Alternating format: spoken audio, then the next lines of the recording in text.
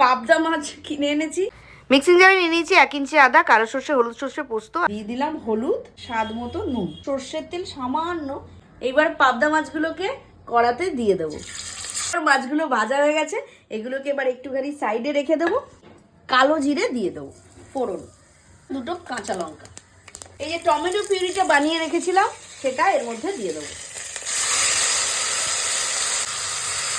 দিয়ে দেবো কুচনো পেঁয়াজ।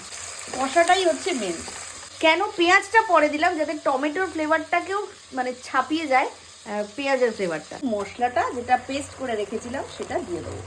ভালো করে এটাকে আবার কষতে হবে এই মশলাটার সাথে। এইবার এর মধ্যে দিয়ে দেবো অল্প একটু হলুদ গুঁড়ো, কাশ্মীরি লঙ্কার গুঁড়ো, নুন।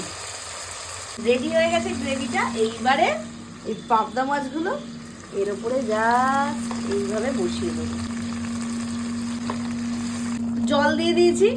এই স্টেজে ওপর থেকে একটু ধনে পাতা দিয়ে দেবো, 3টে চিরা কাঁচা লঙ্কা, সর্ষের তেল।